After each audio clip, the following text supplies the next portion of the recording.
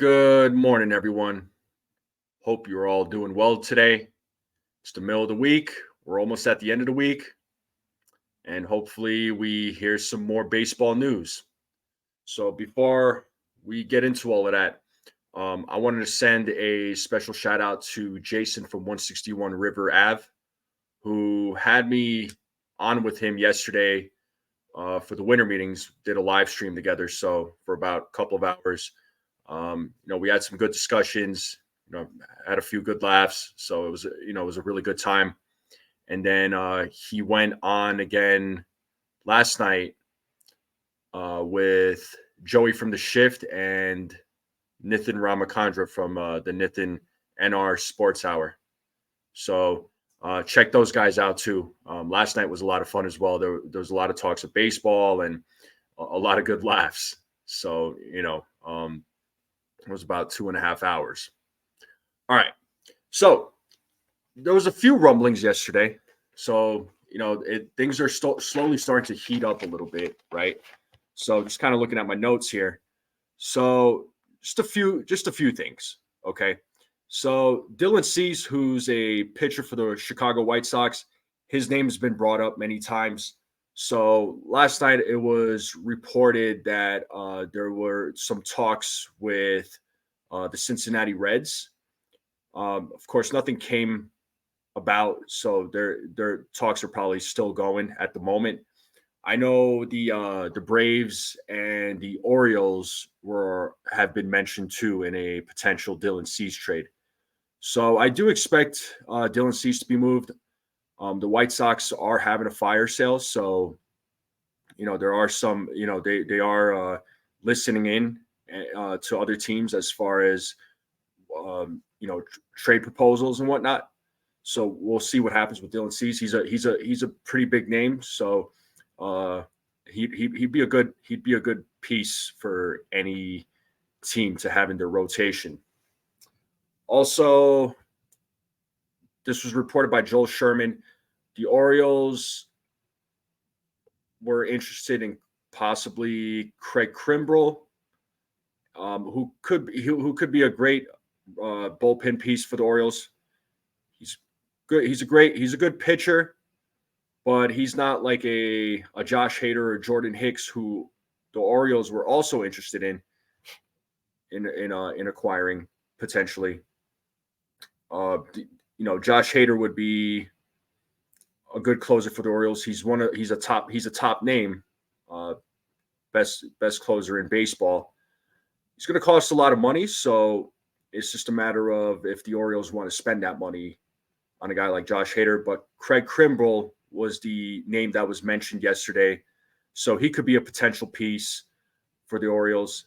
Jordan Hicks was another name that was mentioned. So three good pitchers. Hader and Hicks are the more attractive names, more so than Kimbrel, but all three of them can give the Orioles, a good arm in the bullpen. So just be on the lookout for that. So we'll see what happens with that as the stories come out. And then last night, the Pirates acquired Marco Gonzalez from the Braves. And if you remember, Marco Gonzalez was acquired from the Mariners to the Braves in the 5-player trade. I did put out a video out on that. So if you haven't seen it, go ahead and check it out. And then Luis Garcia just signed a 1-year deal with the Los Angeles Angels.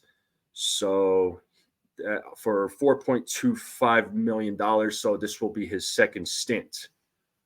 So the big news that came out yesterday was Alex Verdugo of the Boston Red Sox was traded to the New York Yankees. And that was for right-handed pitchers Greg Weissert, Richard Fitts, and Nicholas Judas. So this is one of those rare trades between the Yankees and the Red Sox. The Yankees got a lefty bat in Alex Verdugo, and he could play, left field, center field, right field. He could play anywhere in the outfield. So I would imagine at this point he might end up playing right field, which could potentially move Aaron Judge to center field, because the hope is that the Yankees acquire Juan Soto. So there was a lot of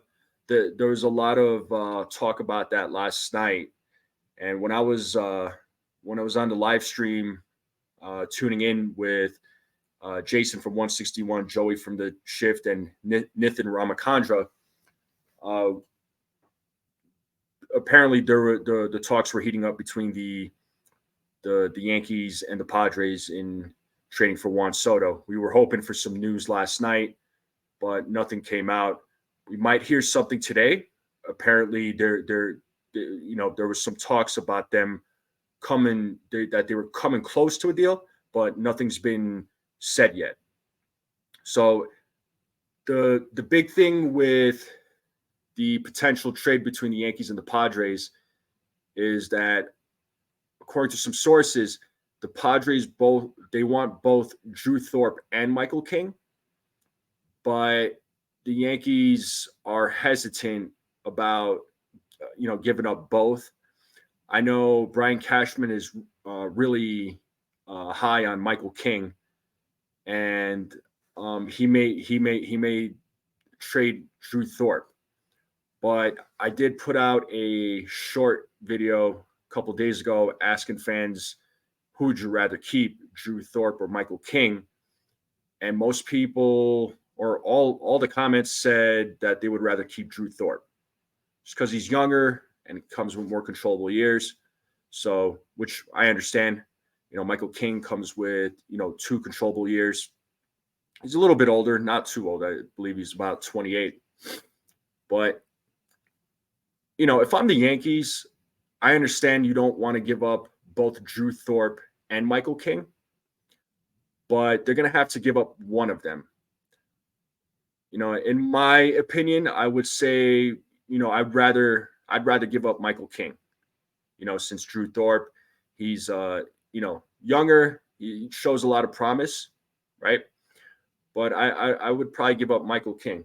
Whoever the Yankees give up, I mean, they're going to have to give up some names, and it's going to sting a little bit, but it's to be expected in a blockbuster trade. But they're also getting back Juan Soto, who's a generational player. And yes, he is on a 1-year rental, but hopefully the Yankees can extend him. At least that's that would be great for the Yankees. But we'll see what happens. He might test a free agent market. So there's some piece of news there. So I'm thinking, the Yankees are going to have to give up 4 pitchers and potentially an outfielder. So they might have to give up, 4 to 5 players. And if I'm San Diego, I would, I wouldn't balk at that. They're getting 4 pitchers and an outfielder, for Juan Soto, and pitching is something that they need. Another name that was floated around by the Yankees was Chase Hampton.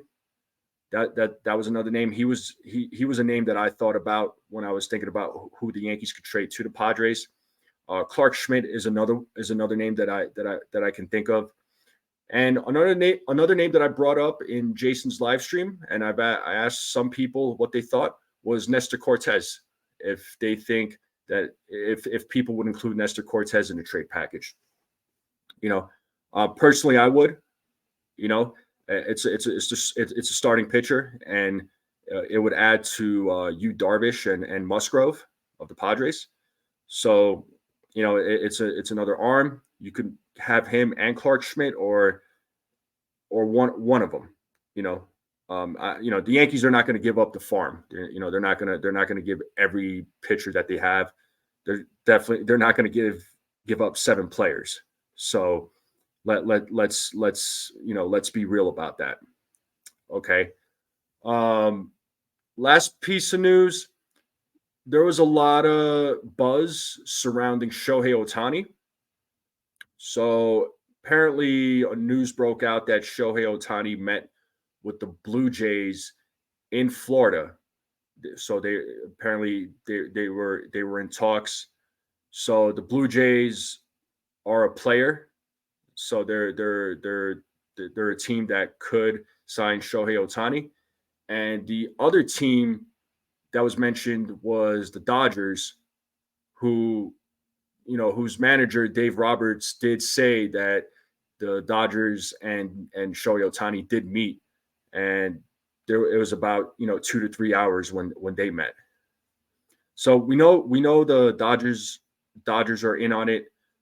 So are the Blue Jays.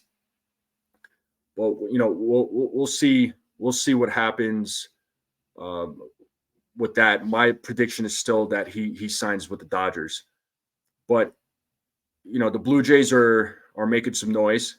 They were also in talks with the Padres about Juan Soto, but I don't think they have the pitching to offer like the Yankees have. All right. So a little bit of noise yesterday, compared to a couple of days ago. So a little more, these types of things are going to continue coming out. So expect more news, expect more rumors, expect more rumors to be swirling. This is the most excited time of the off season is these winter meetings. So expect more things to happen during the meetings. I one of my predictions is that I do believe Juan Soto does get traded, and I believe it'll happen before the winter meetings end. If I'm optimistic, I'd say a deal gets done today. And if a deal gets done today, I will definitely let you know. I'll put out a video, and we'll talk about it. All right. So that's all I have for now. I appreciate you all watching this video. Please like and subscribe. Please share this out with anyone you know. I would greatly appreciate it. I'm trying to grow this channel. I want to try and get to 100 people as quick as possible. I'm at 44 subscribers right now. But please let me know what you think. I hope you all have a good day, and I will see you all next time.